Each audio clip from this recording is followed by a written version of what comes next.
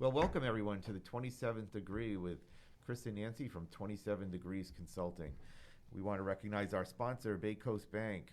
Bay Coast Bank is just right for all of your financial needs. Visit Bay Coast Bank, baycoast.bank, excuse me, or call 508-678-7641 to learn more. So today we're really excited to have Lauren Lemieux with us. And Lauren is a life coach. We're going to talk about life coaching. The biography that Lauren sent was really interesting, and I'm just going to read I'm going to read the first few sentences if you don't mind. Is that okay? Please, yeah, go ahead. So Lauren Lemieux worked in a beautiful setting for 18 years, and she is certain many would describe her choice to leave the family business in January of 2013 as a midlife crisis. Yet her desire to leave was actually born the day she started. Lauren is the creator of Coaching to Fulfill Dreams, providing whole life coaching to humans who are stuck in a rut. I love that. It's a great summary of what you do. Thank you. I appreciate that. So let's talk a little bit about life coaching. Let's start with that. Sure. Tell us a little bit about what that is, because I bet a lot of people watching this really don't know what life coaching is. Yeah, and I didn't either, actually. I feel like if I knew what a life coach was, I probably would have hired one a long time before leaving my prior job. Life coaching it's an opportunity for people to get clear and get, I always get bumbled with this, but it's so important for people to understand that they don't need to live a life they don't want to live. And life coaching provides that opportunity for them to dig deep, identify what their goals and dreams and passions are, and then have the courage and confidence to go forward with it. Okay. It's different than therapy. I know we talked about that a little bit too. So the difference between therapy and coaching is therapy, and this is a very simple distinction, but therapy takes what you've been through, what you've lived, and how you've gotten to where you are. And life coaching looks at where you are and takes you where you want to go. Okay. So you're not rehashing like all your baggage and everything else. Right. You're kind of starting from where you are now and moving forward. Correct. Not like... And therapy is kind of starting in the past and going to the present. Right. And that's not to say we don't look at patterns or things we've done in the past or ways we've thought, because a lot of our upbringing creates the way we think about things and the way we see the world. But what coaching does is focuses on where you are and where you want to go. And that we talk about values, perspectives, and emotions. The idea of having a growth mindset versus a fixed mindset. Looking at things from different perspectives. If you have a certain belief, what stories are you telling yourself about that belief, and how can you shift it a little bit? Just that little perspective, like a viewfinder when you were a kid and you put the slide in and you just click the thing to look a slightly different image or screen of the same thing that you were just thinking about. You know, I'm actually going to read a couple more sentences from your biography because I love the way it was written. I spent a lot of money on having someone help me do that. Well, I loved it. Like, it resonated with me. So Chris ended with whole life coaching to humans who are stuck in a rut, professionally or personally, and that balance that we have to strike is so critical with that. Craving the courage, confidence, and clarity to begin loving their life. Right. Instead of just tolerating it. That's such a strong sentence. And then you believe we all should trust the discontent we feel, and that the notion of feeling obligated is an illusion. The have-tos or shoulds are designed to make you feel you have no choice when you almost certainly do. Right. That's really impactful. We do have choices. Yeah, it's one of the frameworks of being a human, right? That you are at choice for a lot of the things, but when you work in family or jobs, you create these stories of obligation that, I could never do that because X, Y, and Z, or I could never say that because of X, Y, and Z. And the truth is, when you identify what your values, goals, dreams, hopes, and what makes you tick, it's a very challenging notion to remember that the people around you don't have to understand.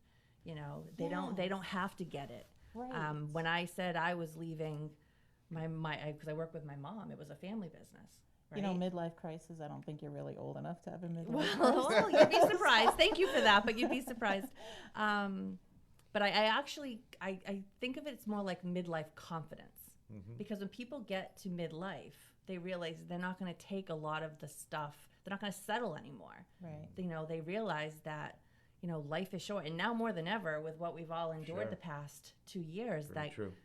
there's so much going on in the world where people are like, I don't want this. I don't want to do this anymore. And coaching is kind of the facilitator, that experience of coaching, to allow people to really see on the other side that they don't have to settle. They don't have to do it if they don't want to. Do concessions need to be made? Sure. You might get, you know, paid less money, or your schedules might change, or there's all different things that might happen. But now more than ever, people are realizing that the status quo is not for everyone. So, Lauren, you're in the family business, and everyone expects you're going to be in the family business forever. When was the point that you realized, I want to do this? Because it's so different than what your family business was. I mean, this is a complete, you know, 180-degree turn. What was it? What made you decide? What was the point, the pivotal thing that occurred, if you don't mind speaking about it? No, definitely not. I think it's an important, it's definitely an important story of mine, for sure. As I said, I didn't even know what coaching was. And I just bring it up because it may resonate with a lot of our viewers, and there may be times that they feel in their life they need a change, and maybe your story will be helpful to them. Sure, thank you. It was just, again, I always knew working there that it wasn't what my calling was, if you will. It wasn't what I meant to do. You know, it was a beautiful setting. We had a lot of fun. I loved working with my family, but it didn't light me up. It didn't fulfill me. Right. I always wondered, what else could I do? And the leaving was just, I got to the point where I knew I didn't want to be doing that anymore, but I didn't even know what coaching was at that point. Okay. So a friend of mine from childhood, actually, Terry De Silva, who was a Graceful Woman Warrior. That's a wonderful book if anyone wants to pick it up. I've known her since childhood, and unfortunately, while I was going through my struggles, she also was going through an amazing struggle of breast cancer, and she was blogging about it, and she was giving these messages into the world: seize the day, you know, live your life, don't settle, and put yourself out there. So I was getting these messages from her and feeling all this stuff. So when I finally left at the end of, my mother accepted my resignation, I should say, at the end of October. And that December, I saw Terry at a family Christmas party, and I had told her about it previously. And she said, well, what are you going to do? And I said, I don't know. And she's like, well, you know, you can do anything. And I said, I just want to kind of empower and inspire and challenge people to live the life they want to live. And I envisioned myself more like in a human resource kind of role at a company, being now what they call employee engagement, talent management. That's what I envisioned, but I didn't know what that was. And she said, what about life coaching? And I said, what the bleep is life coaching? Because I had never heard of it. And she said, you should probably look into it because it's out there. So when I finally Googled it, it was an avalanche of information that came my way. And I was completely stunned. I had no idea it was even there. And when I clicked on, it was called the Coaches Training Institute at the time. Now it's called Coactive Training Institute. I clicked on that in early February, and a video was there. And I watched the video, like a 30-minute video about what coaching was, and I had goosebumps. And it was like, holy moly, like this is me. This is my thing. I've been doing this my whole life. This is me as a person. I approach life like this with my relationships. And I signed up for everything, the training, the certification, the whole thing. And it took about a year to go through the trainings and then the certification.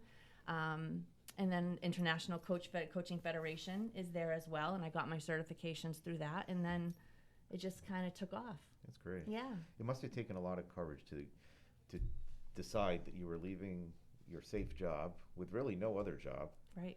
Walk away from it. And fortunately, it all worked out well. You found what you wanted to do. But that must have been a real difficult time, I would think. It was difficult. A lot of people say to me about courage in that moment. And I didn't feel courageous because I felt like it was survival. And not to be too dramatic, but I didn't see myself as courageous. I felt like that was my road. Yeah. Like I saw it. And my husband actually worked at the boatyard too. So he saw it and he knew that wasn't for me. So fortunately, I had a spouse who was incredibly supportive. And because of him and allowing me to go this route, you know, I know a lot of people stuck in jobs that they don't love, they're single or they are the breadwinners and they don't know what to do.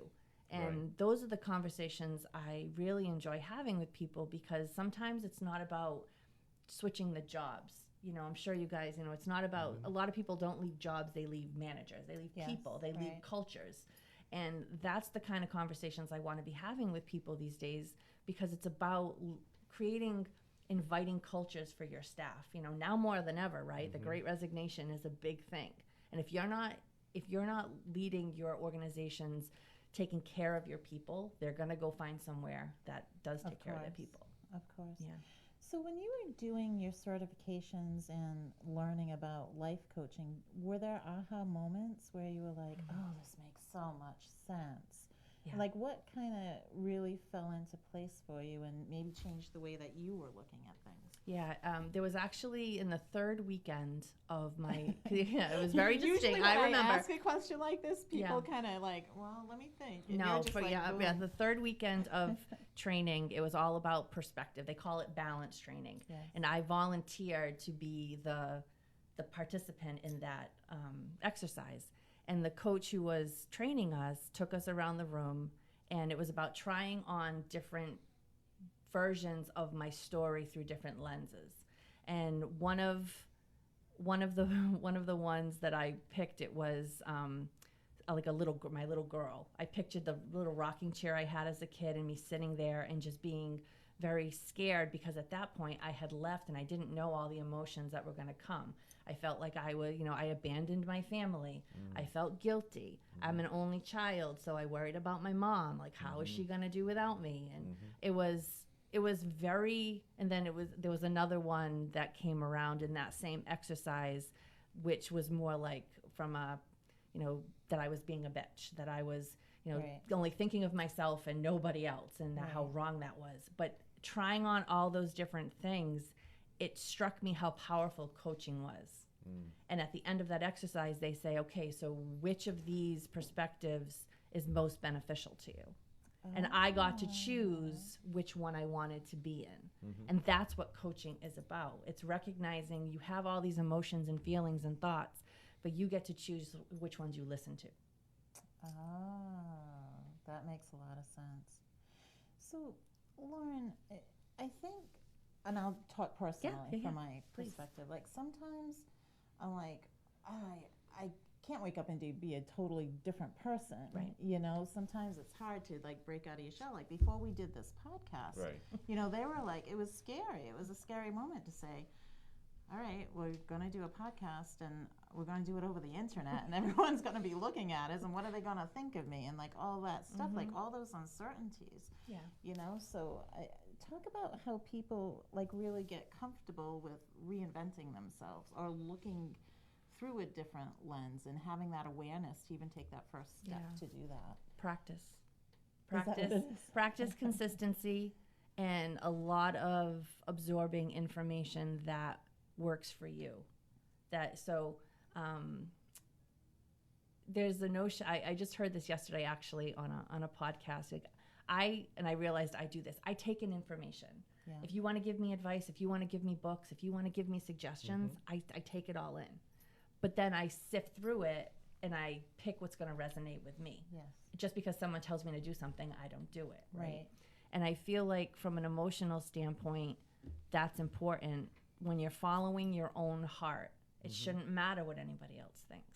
But we're just trained to care. Like I was, you know, myself this morning, I'm like, oh, you know, what do I do? And make sure my hair's okay and I look okay. Right. But at the end of the day, it's my message, right? And I took a long time to get confident. Of course you want people to like you and you want people to appreciate what you're saying, but at the end of the day, you can't control that. You can only control what you put out into the world. And if you're happy with that and you're proud of it, then, you know, that's when you can go to bed at night, put your head on your pillow and say, okay, I had a good day.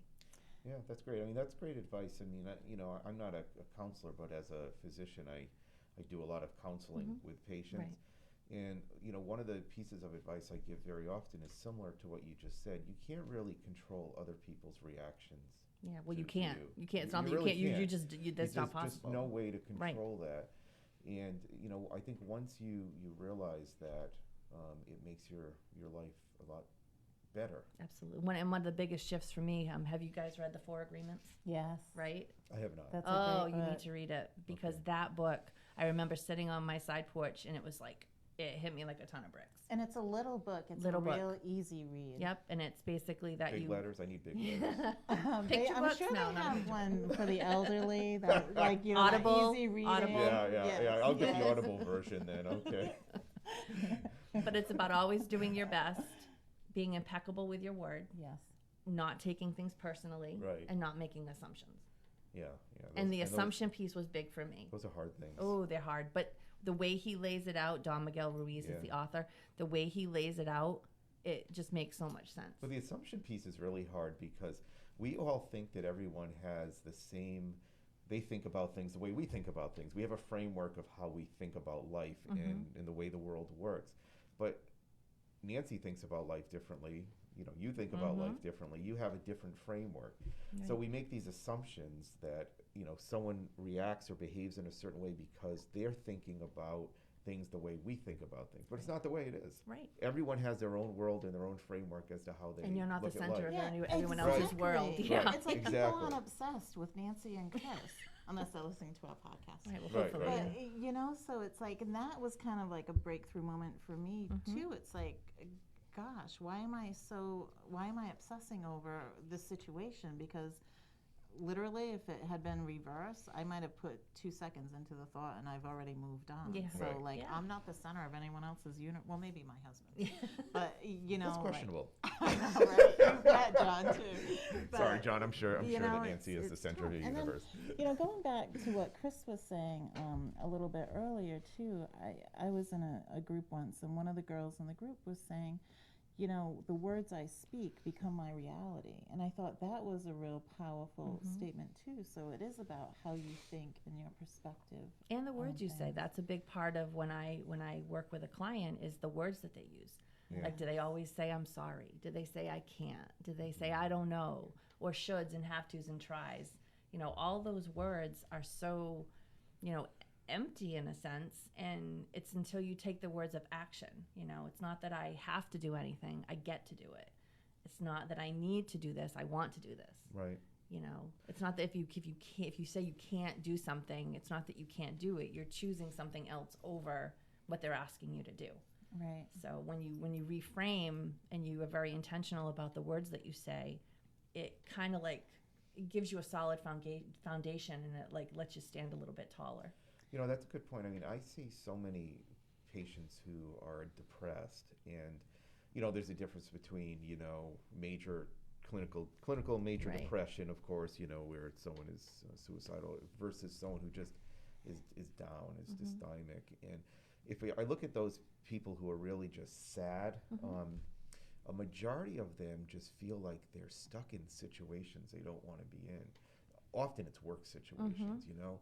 I don't know how to get out of this. I need to bring in a certain amount of income. I have this job I hate. I'm looking forward to retiring. I've got only another 8 years to go. Right. You know, stuff like that. I mean, I see that every day over and over. And it sounds like that's a lot of what you work with. It People is, who yeah. are in that rut, so to speak. Yeah, because the crux of coaching is that it has to be something that someone wants to do. Right? I've Right. had people come up to me and say, oh, I know someone and they need a coach. It's like, well, no, they don't need it. If they want it, that's one thing. But Right. you can't say that someone else needs it just because Sure. you don't agree with what they're doing. Right. Right. And for the people who, you know, the other thing that I really focus on is the notion of emotional agility. People think that being sad is a bad thing, when sad is just your body's way of telling you that something is off, right? So you get signals from your body, but we have this instinct to push it down, not be sad, not be frustrated, and we think bad of ourselves because we feel that way when our bodies are telling us something. It's messages, and sometimes it's scary, but that's where the trust, the discontent comes from. Yeah. Because if you get curious about it and try to unpack what it is that's causing the discontent, you know, maybe it's not automatically quitting your job, but you can Right. lay out a groundwork or a framework to bring more joy to your life in other aspects. Sure. Or what is it about your job that you don't enjoy or that you don't like? Then let's kind of, you know, tweak that a little bit. You know, there's so many things that can be done, but people just get paralyzed by the sadness and the frustration. You know, I prescribe to the philosophy of the 3 principles that Sydney Banks laid out, and one of one of the strong messages from that platform is we are all coming from a default state of wellness. And, you know, that wellness, it's like having a sunny sky, and the weather will be there, like there'll be rain clouds and everything else, but it's fluid, it passes, but your normal state is one of wellness. And that really resonated with me, because so often you hear we're all broken, you know. So talk about that statement. Yeah, when people say they're broken, I jump at the opportunity to encourage them to believe that they're not broken. They're just having a challenging moment, right? But the premise of the coactive coaching that I was trained under is that everyone is naturally creative, resourceful, and whole. That's where we start. And when you can when I can champion my clients to believe that they do have a say, not only in their lives, but how they react to situations, right? Because the other piece of that is we not only can we not control what other people think or feel, things happen. Yeah, you can't control what life throws at you. You can only control how you deal with it, right? And that takes courage and confidence and resolve. And believe me, there are days where, you know, I don't want to get out of bed some days because something's troubling me or I'm frustrated with something, but knowing that it's fluid, like that is such an important piece that it's not going to be the same tomorrow. Even at night from the morning, sometimes things can change. And just having some mantra, having something you can hold tight on, whether it's for me, it's the serenity prayer.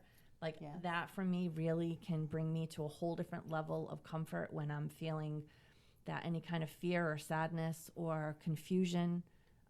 Just knowing like I choose to, you know, accept the things I can't change, and then I pray for the courage to change the things that I can, and then hopefully I'll know the difference and I'm not banging my head against the wall trying to change something I can't change. Because there are things we can't change, unfortunately. Right. Yeah. So where do you begin? Like someone comes in and they're just feeling like walk us through a little bit. Down, like someone comes to see you. like, How do you interact with them? Yeah, well, I start with I have a questionnaire that I ask people to fill out. It's not a test, and I tell them answer the questions that inspire you. Like, don't bang your head. If something's not resonating, then skip it. But everyone usually kind of goes through the whole process. And then I ask them, okay, so what do you want from coaching? What is your big agenda? Like, what's the thing at the end of our work together that you're hoping to achieve? And once we get that squared away, I remind them that every session up until the end is what I call the little agenda. So the topics that they bring to the session, it's not laid out ahead of time. It's not A through Z system. They get to pick every session. And that's why when I say whole life, if they're having a professional challenge, but on some occasions they're coming and it's a personal topic, we talk about that because that's what's important to the client to get them to where they want to go. And all along there's check-ins that we text in between sessions if the client wants, you know, I want to be that resource for them. So when they have those aha moments in between a session, because that's where the work really happens. Like the session, the conversation is a 45-minute phone call. But in between that, it's like those aha moments. You're like, whoa, what I want to work on this. So someone will text me and I'll text them back and we go back and forth a little bit. And then they have some peace around it, some clarity around it that continues them on their growth. So it's a very, I know it firsthand as a coach and a client of coaches that, you know, when you have those epiphanies, it really, it shines the light on the next part of your journey in a way that it wasn't there before. Lauren, what are some of the ruts that people get into that they come to you, you know, with concerns about? People pleasing. Okay. That's People, a big one. yeah, people always being able to say no. Being able to say no is huge. Just not feeling like they're good enough, that they want to feel fulfilled. They don't have that sense of I'm doing what I'm meant to do. Yeah. There's people who are in relationships, not necessarily with partners, but even with friends sometimes, if they feel like they're just not around the people they don't want to be around, but they don't know any different, it's giving them, okay, so what does that look like for you? What do you want to do with that information? If these aren't the people that you feel are supporting you, then let's figure out ways you support yourself and then get yourself to a place where you're feling more supported. And you're good. No, I finish, please. It's all about people understanding that when they're in a situation that they don't want to be in, be it personal or professional, there are ways to move through it. And coaching is one of those ways. If you align yourself with a coach, that they can support you through your growth. I think, looking at the growth that I've had over the past 10 years, say I'm in a different spot than I was 10 years ago. I think differently than I do 10 years ago. So one of the struggles that I had was guilt, over certain decisions, and you kind of almost have to say, well, I guess you don't have to say it's one of yours. See, I'm learning. Nice job. Wow, that was great. But it was, when I make a decision, I can say now without feeling much guilt, is this beneficial? Is this a move I want to make? And if it's not, then I'm okay now with not doing that or not pursuing a certain friendship or what have you. And I think that has to be hard for people. Yeah. The guilt that's associated with some of the behaviors they're trying to break out of. If they, and I guess it's remembering, like, you can choose that or not choose it, right? So there are times where something you're going to do might not be, like for me personally, I was on a board of directors and I had been on a board for about 6 years, and it just got to a point where, I didn't want to do it anymore. And I knew they were going to be surprised when I submitted my resignation, but I did it anyway because I knew for me I wanted that space in my life to pursue other things. Right. So it's understanding, like what we said before, is like people don't have to understand. And your job isn't to make other people happy, right? It's kind of like that notion of being on an airplane with the mask, right? They say put it on first before you can help the other people in your life, right? So the same thing. Before you can be supportive and loving and happy and cheerful and be there for the people around you, be it personally or professionally, you have to take care of yourself and make sure that what you're doing lines up with your goals and your dreams, and that makes you happy. Because if you're not happy, it's going to show, and people are going to feel it whether you're saying it or not, because it just comes out in your mannerisms. And if you snap at people, or if you're it just, you think you're hiding it, but you're not. People are very aware of I've been happiness. guilty of that. Yeah. Yeah. I don't do a good job hiding. So if people have a pattern of making like bad decisions, do you delve into that, or is that more something a therapist would do? Well, I guess you'd have to define bad decisions, because I do tend to stay away from words good or bad, right or wrong. Yeah. Because if they think they're making decisions that are not right for them, that are keep causing them to have discord or getting them into situations, depending on the level of discord, I would defer to a therapist for sure. If it was something chronic and it was damaging and harmful to to themselves, I definitely would defer. But if they can, like, from a standpoint of, if they keep saying yes when asked to do something, and now they have all these things on their plate, but the things that are important to them, they're not focusing on. It's like, well, what is the reason that you keep adding things to your plate? And those are the things that we really work on, for people to understand, like, you can say no. And yes, someone might be disappointed, but, I said a quote to a friend of mine once that poor planning on your part doesn't constitute an emergency on mine. Right? One of my favorite statements. Right? So meaning just because you're frazzled and you're running around, if I am able, if I have the time to help, I will, but it's not my responsibility to bail you out. Yeah. That's So can we talk about happiness for a minute? Because, I want to be happy, and many people that I know, we all want to be happy. So what are the blockers to happiness, like, that you see quite frequently? Well, it kind of goes along with what we're saying, comparing yourself to others, or the stories that you see. That's one of the biggest downfalls of social media, is people comparing themselves, or seeing these pictures on, online of all these, what people are doing, when we know somewhere down deep that it's not real, but we let ourselves get seduced into thinking like they're better than us, or they're having more fun, or they got it right, or they're living a life that I want to live, when we have that power to do that ourselves. And happiness is such a personal choice. It really is. That, it's hard to say what makes people happy. That's a really important statement, that happiness is a personal choice. I mean, it is. I think we have to really resonate on that, because... And it's not to take away from people who are struggling with anxiety and depression and sadness. You know, those are very real conditions that people manage.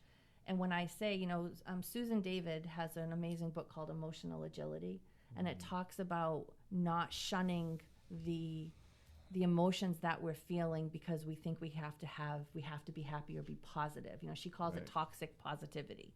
Okay. That, you know, don't tell people, oh, just be positive. You know, look on the bright side. Just keep going. Push through. Someone to calm down. Like, it just doesn't work. Right. Yeah, because people, to process the emotions that you're having is probably one of the most thoughtful and caring things you can do for yourself. Just, you know, the notion of being gentle with yourself, looking at what the emotions are. And that's a big part of what coaching is. It's looking at those emotions and where are they coming from? What's causing them? You know, what are they telling you? You know, if you don't want these, what do you want? And then going down that whole cycle of just curiosity and figuring out what voices, you know, I say what voices you want to listen to, but like what feelings you want to bring into your life. And identifying, like doing the work to identifying it a little bit. Like, you know, I can feel this way right now, whether it be sad or anxious, but if I can link that to like the why behind that and then kind of drill it down, I feel like I'm in a better place. Absolutely. I'm like, okay.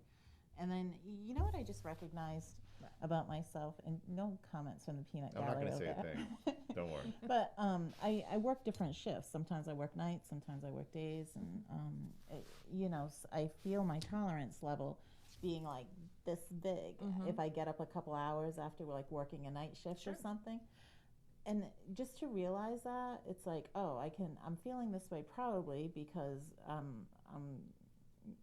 haven't gotten the rest that I wanted. Right. So I'll feel differently after I sleep, and I'll come back and kind of reassess. Yeah. And that was kind of big for me because, you know, it made that feeling okay, and knowing that I could just circle back to it. And we all have a capacity level, right? There's, you know, and not to exclude you from this, but for women, we have so many different things that our bodies go through on a monthly basis that it's just, sometimes we have the capacity to deal with it. Sometimes if we are in a traffic jam, it's like the end of the world. Right. But other days we can just kind of sit there and listen to podcasts and enjoy the silence, right? From one day to the next. So it is important to recognize what your capacity is, because every day you're going to feel differently. Like every day is, and that's why they encourage people to have those foundations in your mornings to start your days off as wholly and as I don't want to say positively, but as intentionally as possible to create the day that you want. You know, I love the notion of, it's not what do you want to do today, it's who do you want to be today. Oh, yeah. How do you want to show up in your day? Like, you know, for the most part, excluding some emergencies, you know what you have on tap for your day. It's like, how do you want to show up? And that's a powerful question in the morning when you really think about how you want to move through your day. Do you want to bring frustration and anxiety and scared and being, you know, go, go, go? Or are you going to be intentional and take things one step at a time? You know, I read a book recently. It was Coming Home, and one of the analogies they used for like life hitting was with a bunch of stuff. It was like standing in the ocean and getting hit repeatedly with all these waves, and you're trying to stop it or you're trying to deal with it, and another wave's coming. And I said, just take that minute to breathe. Like, if you sink below the surface, you don't necessarily feel all those waves that are coming at you, which is just life. Yeah. I used an analogy once with a client who felt like she was just treading water. And she was out there and she was just treading water, and she was getting really tired. And I said, well, if you literally were in a body of water and you were treading water and you got tired, what could you do to help yourself? And we came up with, she could float. And you could float and just rest. You're still out in the middle of the water, but you're not expending so much energy. So you're just floating and waiting, and then you go again. And it's like, it was a powerful recognition for her that she didn't have to go all the time. Right. That she could just take a minute, assess the situation, and then direct herself and choose where she was going to go to either find comfort for herself or find some support or change things in her life that was making her feel like she was going all Right. the time. And that's important too. When you take, and I think that's what the pandemic did, right? At first everyone was like, oh my God, I'm not going to go anywhere. And then they got home and they were like, well, I don't mind this, or I don't want to go to the office 5 days a week. So Right. all that's coming out now is people with the idea of that work-life balance notion that why am I going to do something just because it was supposed to be like status quo? Like it doesn't have to be like that. So knowing that things can change and you can adjust and create scenarios that are more in line with a life that you want to live. You know, I think some of the most successful companies are the ones that say, okay, you know what you have to do, whether you come in 9 to 5, 8 to 4, 12 to 4, whatever. If you get your work done, then we're happy. Right. And that's where the cultures that are creating the most successful organizations come from. Lauren, so we've talked a lot about emotions and changing and not having to do certain things, but how do you successfully break someone out of their habits and their ways of thinking about something, or are you? Well, I invite them to design what they want to do, right? So it's not me telling them, I think you should do this, right? I think that's a misconception of coaching, right? It's not, I don't tell them what I think they should do.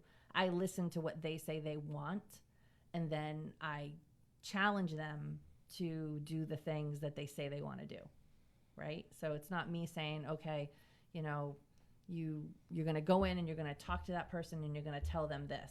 Right. Like, that's not what it's about. It's like, well, if you want to create a deeper relationship with someone, what can you do? What does that look like for you?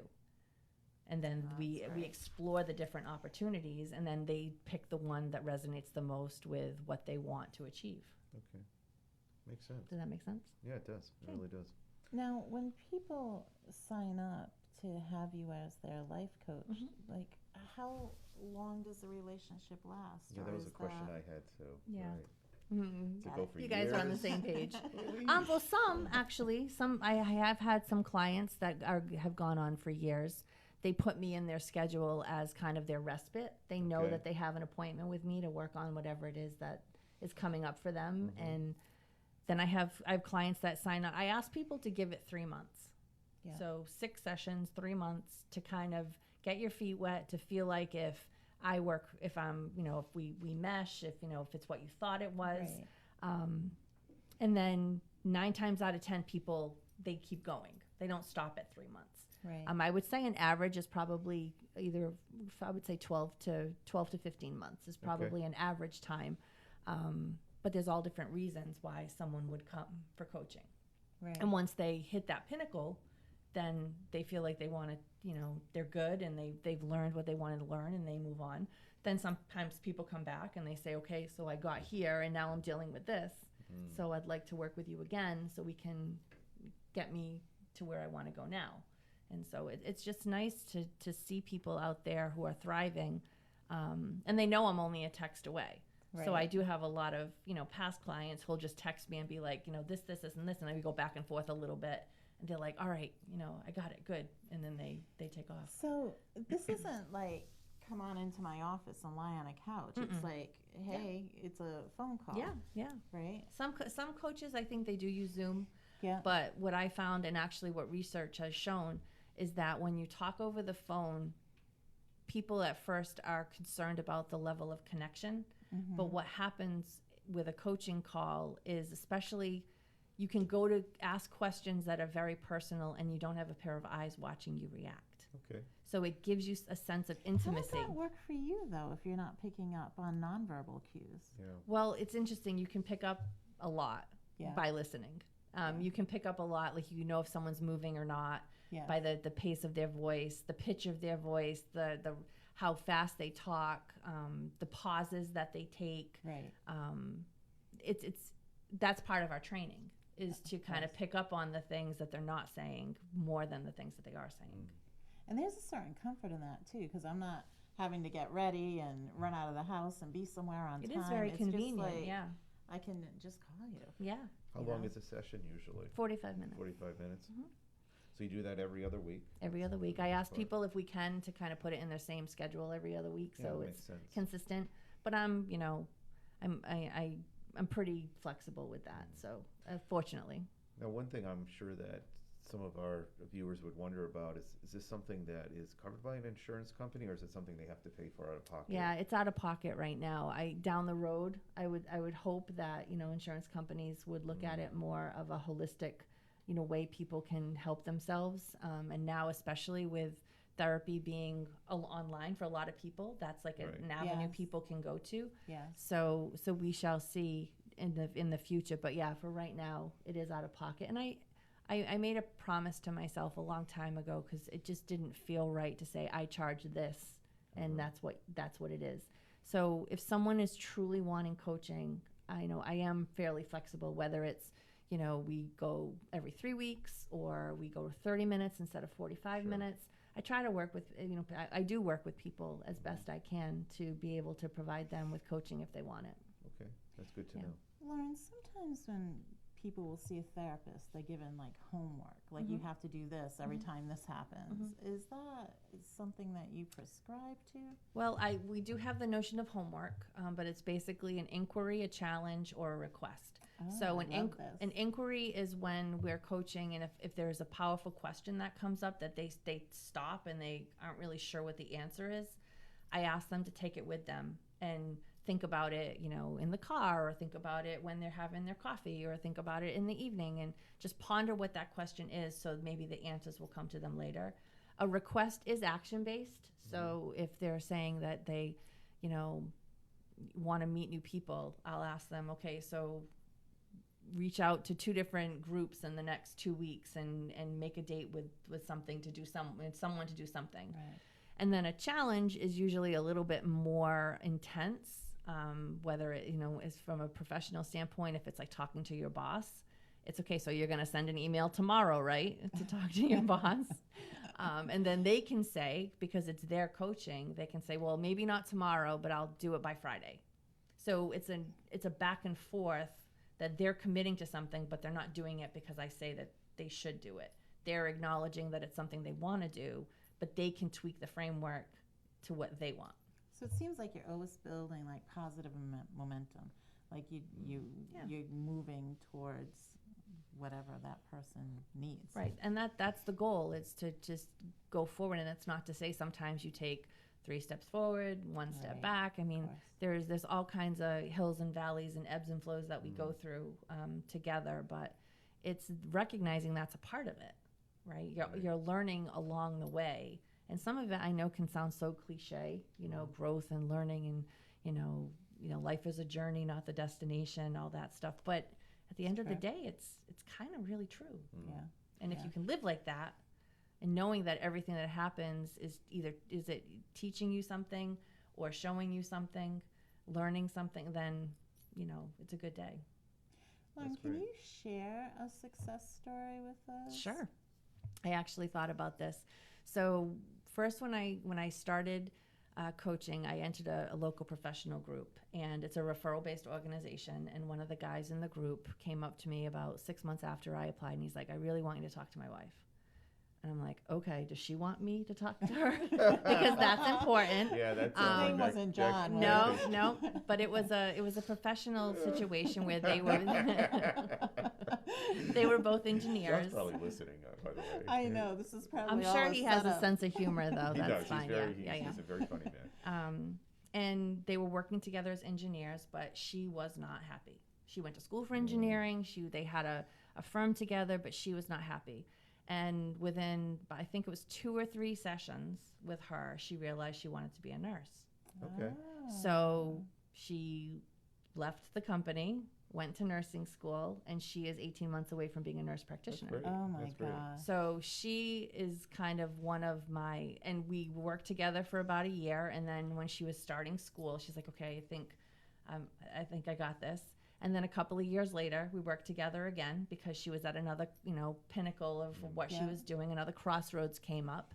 And that's what it's all about. So he'll joke with people that I ruined his life because now he had all this extra work to do, and he had school bills to pay, but he says it in jest, of course, because he knows now his wife is living an amazing life, and she's Truly so successful. That's great. Yeah, That's and great. that's just that's just one of the the stories story, of how it can make a difference. Lauren, when you are, that's a great story, by the way, but when you are, doing life coaching with someone, there must be times where you realize that this person would really benefit from seeing a therapist, or they really need a medical evaluation. Perhaps they need medicine for a depression or whatnot. Yep. Do you make recommendations like that, or refer them back to their doctor or Absolutely. to a therapist at times? Does that happen often? I'm curious. It doesn't happen often, and sometimes the people that I work with already have, they already have relationships with their doctors and therapists like that.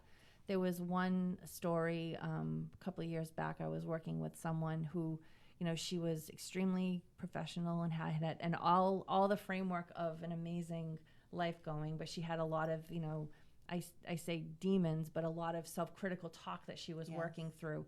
But after working together for about 18 months, it's almost like she built the courage and the clarity to then go to therapy, because there was a lot of things she wanted to work on from her past that we both knew was not in my domain. Right. So she realized she got more confident and clear about who she was and what she wanted from therapy, and then she started with a therapist. That's a great story too. So yeah. So each field really kind of helps out in some instances. I mean, sometimes people may need a life coach. Sometimes they may need, and I'm trying to think about this myself. Yeah. They may need a therapist or maybe a medical evaluation. Sometimes they need all three. Or two of the three. Yeah. So it's and interesting. it's not, I mean, a lot of therapy now uses coaching in their therapy, right? Yes. So again, it's both a noun and a verb, right? Yes. It's a profession and it's a skill. So it's not, I think therapists absolutely operate as coaches. Coaches do not operate as therapists. That's a very clear distinction that I don't cross. And I have people that I refer to when I feel like that line is coming. Like if I get the tinge, I'll bring it up with the client and I'll say, have you ever thought about, actually exploring? And most of the time it's, oh, I don't know. I've tried therapy. We didn't connect. Yeah. So if they have a bad experience with a therapist, it's very challenging to have them take that step again. Right. But it's so important. Right. So I know I'm fortunate that some of my good friends are therapists, and I defer to them. Lauren, what's as we start to close up this, and again, this felt like it went by in like 10 It went by minutes. very It's quickly. like crazy. Could talk I'm for like, another there's hour. no way. probably. It's like Yeah. 10 of. But how do people continue the conversation with you? How do they get in touch with you? Well, they can go to my website, coachingtofulfilledreams.com. I also have the same Facebook page, Instagram, Twitter, actually, and LinkedIn is my full name, Lauren LeDuc Lemieux. And we'll Very post good. some of that afterwards Awesome, for you thank too. you. I appreciate that. Is there a younger age limit that you deal with? All adults, I'm assuming, not children. Right, not adolescents, teenagers through the age that people want to do any kind of exploration of their emotions and feelings and dreams. And what's the oldest client you've had? Ooh, that's a great question. I don't ask people's ages when we Yeah. start to work together. If I had to guess, I would probably say early mid 60s, probably. Okay, there's still hope. For Not you, counting Nancy. my parents, but Thank yeah. you so much. I'm only older than you by like 11 months, okay? Lauren, thank you so much. Is there one message that you'd like to leave our audience with? It's the notion, one of my favorite quotes from Emerson, I believe it's that, the only person you're destined to become is the person you decide to be. I love it. Yeah. That's Thanks. great. Well, we want to thank you very much Thank you. for I being here appreciate today. that. I thought this was really excellent. It was really instructive, and I'm sure that our audience enjoyed it and learned a lot about life coaching. Good. Many people don't know what life coaching is, and it can Yeah. be so helpful. I want to thank, of course, our sponsor, Bay Coast Bank, which is just right for all of your financial needs. Visit baycoast.bank or call 508-678-7641 to learn more. And this is the 27th Degree with Chris and Nancy from 27 Degrees Consulting, and we will see you again in another couple of weeks. Take care, everyone, and have a great day. Bye now.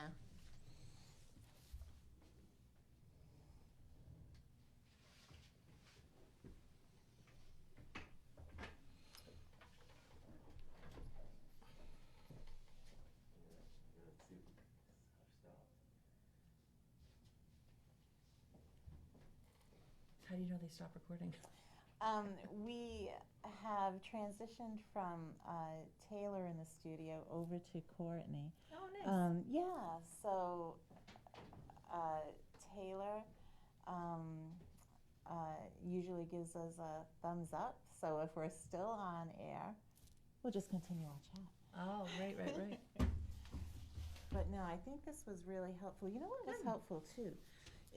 Some people, like, they may not want to go to a therapist, and Yeah. there's like another choice out there, which is really nice. Really great. And here we go. I think we're finally signing off, guys.